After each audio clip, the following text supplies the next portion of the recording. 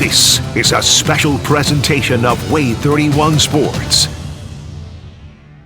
It's the McCurry Van and Car Rental Big Game Friday night. Hello, Alabama, find a comfortable spot. We got high school football and it's coming out hot. Now here we are and the lights are shining bright. Where we've always been. Yeah, WAAY 31 is rocking all right. Big Game Friday night. Max Cohan, Trevor Denton. It's the McCurry Van and Car Rental Big Game Friday night. It's a cat fight with more than 100 years of history. Scottsboro and Guntersville battling for the top spot in 5A Region 8 in our Game of the Week. While out in Hartselle, the Tigers and Golden Eagles meeting in a 6A Region 7 showdown could determine who wears the region crown in our rivalry game of the week.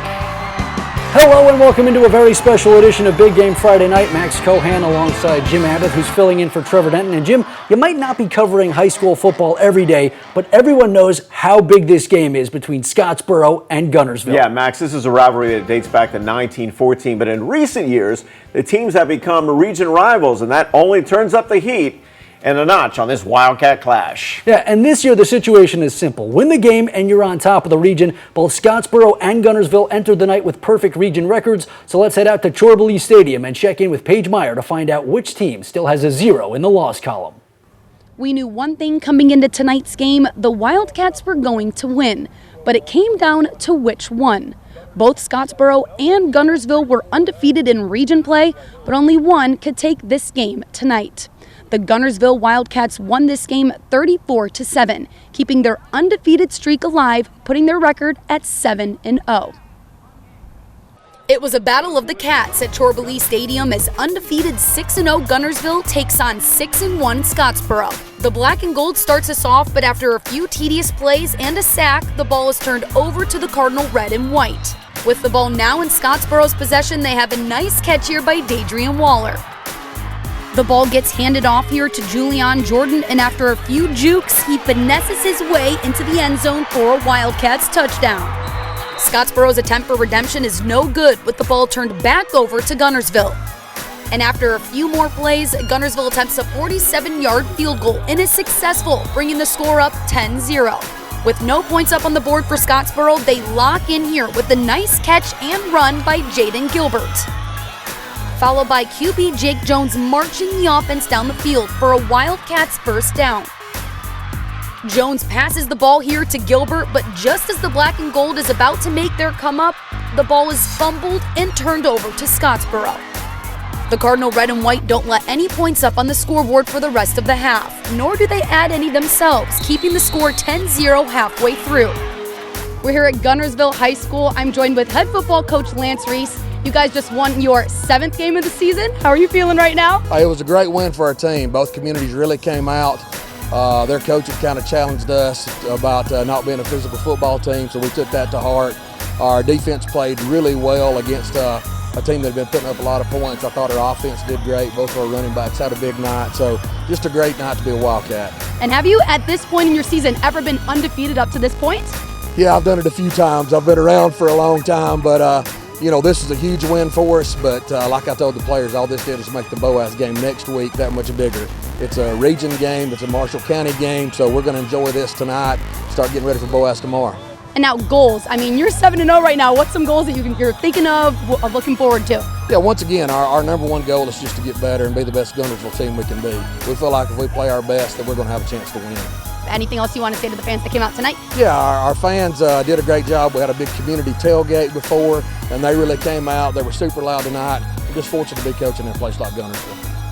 Thank you so much, Coach. Well, thank y'all. Thank you. And that wraps it up here at Guntersville High School, with Guntersville taking this one 34-7. Reporting in Guntersville, Paige Meyer, WAAY 31 Sports.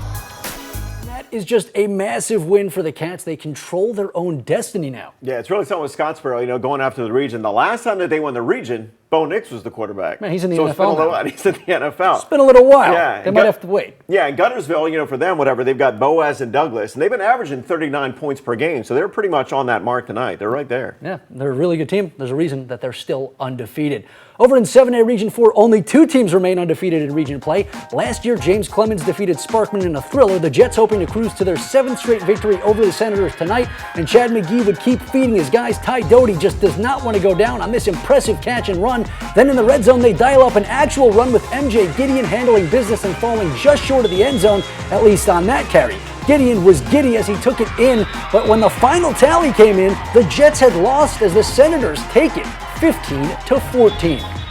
The other undefeated team in that region is Austin, and Jeremy Perkins' Black Bears had a date with Bob Jones tonight. Austin still perfect on the season as they entered Madison City Stadium tonight, and the Black Bears love getting Gavin Fuqua the ball and letting him run it in, and they play the hits tonight for the quick 6. Bob Jones has some electric players, but they couldn't get a ton going early. The Patriots would make things interesting late, but ultimately fall to the Black Bears 42-28.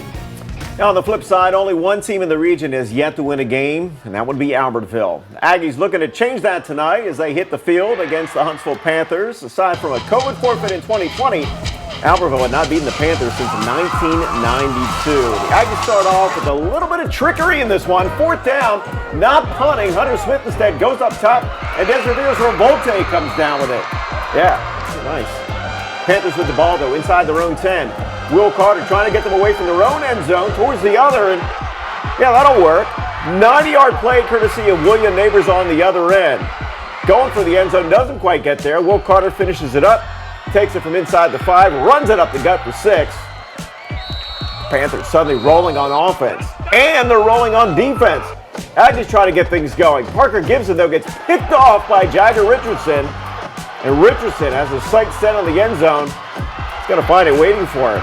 Just like home for Huntsville High on homecoming weekend, they shut out Albertville 42-0.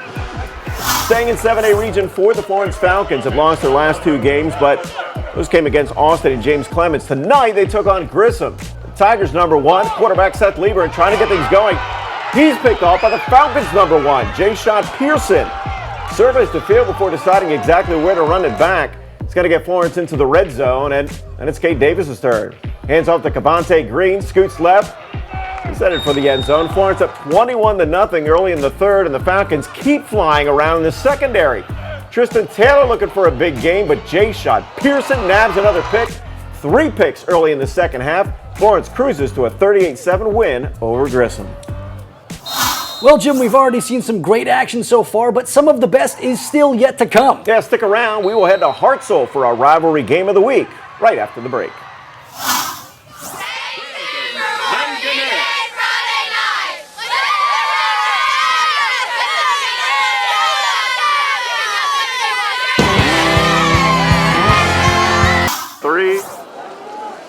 You're watching Big Game Friday Night. Go Panthers!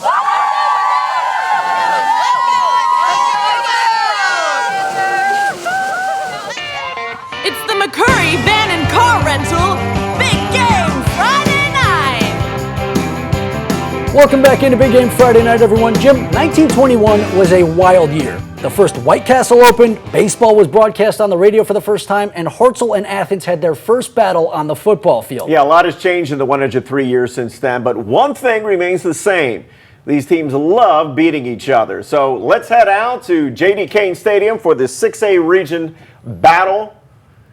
And the crowd absolutely fired up in this one. But they would be shocked early as Jaden Morris has a great rumble, ends up in a fumble. Recovered by Jackson Unger.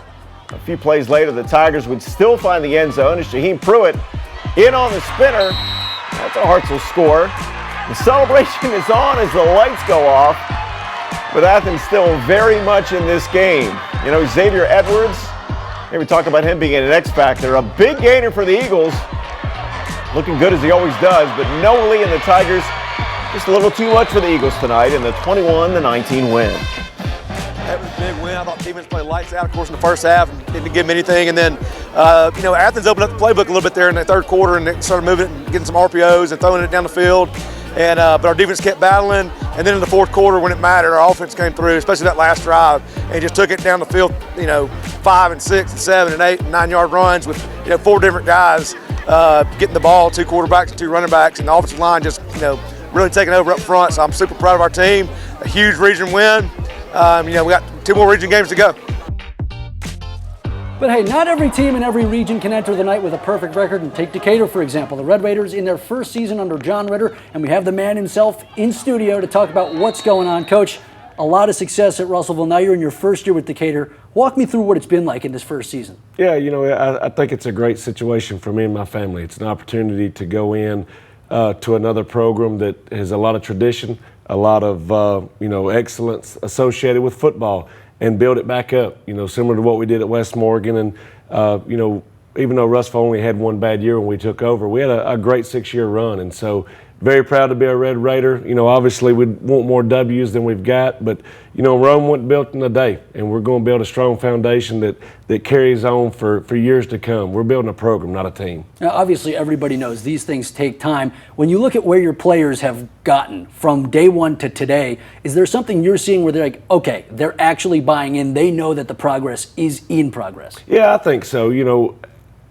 Kind of our programs are built on a player experience, and that goes from practice to games to how they function in the classroom. And we have very high expectations, we have very high standards. Well, the thing that we say daily is talent varies, the standard doesn't. And we're going to hold every kid to the same standard. We're going to coach every kid. We're going to be hard. We're going to be demanding. But at the end of the day, we want to make sure our guys have a great experience and something that they can talk about the rest of their life. As you mentioned, not as many wins as you'd like to have at this point, but what's the one thing you can look at with the team and say, I'm really proud of this? I thought last night was really one of the closest games that we've had where we hadn't got blown out or we hadn't blown somebody out, and we fought. Even when we got down 14, we fought. We got down 14 again and we fought.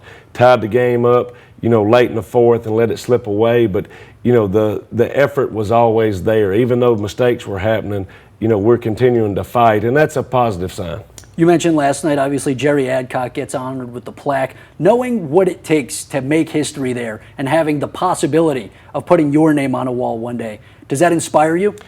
Yes and no. I mean, I'm not sure I can go 26 years like Jerry did. But, you look at the guys on that wall with Coach Rivers, Coach Ogle, Coach Webb, and Coach Thompson, and now Coach Adcock. What a great group of men that are well known, not only for being good football coaches, but high men of character. And to have my name associated with those, even in passing, is such a humbling thing. And, like I said, so proud to be at Decatur, so excited about our future. And, if we're able to hang in there long enough to get on that wall, great. But if not, that's okay too, because we're going to go out and make sure our guys have a first-class experience, that we work them and we provide everything they need to be successful. Well, if Russellville showed us anything, it's that the success is coming. It might just take a little bit of time. Coach, can't thank you enough for making the time for us this evening. We got more football to get to. Let's check in on 4A Region 8, a stacked division this year. Tonight, Westminster Christian look to continue their strong start against Madison County. We jump in with the Cats up 12, but the Tigers were knocking at the door, and one carry from Keonta Hill is enough to get Madison County in the end zone, making this a 6-point game. But WCA would dial up a strong drive. Houston Scott hits Adam Hartman on the bubble screen, and he's going to pick up some serious yards before getting thrown out of bounds. The Cats would be forced to kick, and then Madison County's special teams stepped up, blocking the field goal attempt to keep things close. And just before the half, the Tigers had one last shot at the end zone, and guess what? They took it. A perfect dime to Brody Snyder, and all of a sudden Madison County has a 2-point lead, but the Wildcats would win this one 40-21. Well, Jim, we've talked a lot about touchdown passes, explosive runs, and great catches, but I think it's time we show the defense some love. Yeah, it's perfect timing because our defensive play of the day is on display right after the break. Stay tuned for more Big Game Friday night. Here we go!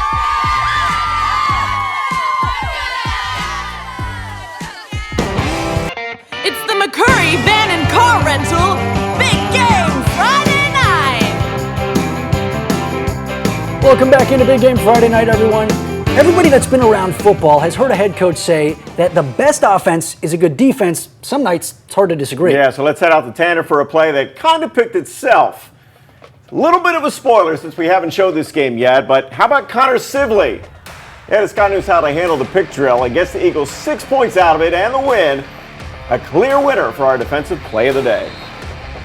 The Fife Red Devils are having an interesting season. Generally, it's odd if the Red Devils lose 2 games in a year, let alone before Halloween, but this year they did. Luckily, both of those games were out of region. So Paul Benefield's squad was still up top as they took on Whitesburg tonight, and the Warriors were down 2 scores early, but not looking to give up. Caleb Robinson rolls to his right and has the freshman Graham Williams open to keep things moving. It worked that time, so they say, hey, might as well do it again. Whitesburg putting themselves in position to score. Unfortunately for them, they missed their field goal attempt, and the running Red Devils took over. This time it's Everett DeBoard taking the sweep, and he heads down the far sideline, eyeing the end zone, but falling just a yard short. From there, you know what's coming. It's the Red Devils special, Logan Anderson, making it look easy as he just trots into the end zone. Fife takes this one easily, 49-7. Well, speaking of teams that played for state titles last year, we got to talk about Madison Academy. The Mustangs moved up to 4A this year and have been struggling, but a win over New Hope could get them back on track. And this game was never really a fair fight. You know, you can generally tell when you see the opening kickoff because it means something big's about to happen. That's exactly what you're about to see. New Hope boots it to Khalil Green, and as soon as he has the ball, it is over. Cuts through the Indians' defense, finds nothing but green grass on the other side as he makes a long-distance call. Mustangs would keep their foot on the gas in this one, coming up with some huge plays on both sides of the snap as they trounce New Hope tonight, 52-0. All right, well, it's already time for us to call our third and final timeout of the night. But when we return, we're talking about honoring a legend. We'll take you to Decatur right after the break. Stay tuned for more Big Game Friday night. Go Aggies!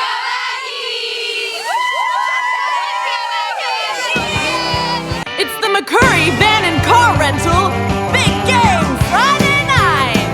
We're the Gunnersville High School Crimson Guard, and you're watching Big Game Friday night on WAAY 31. 1, 2, 1, 2, ready, and.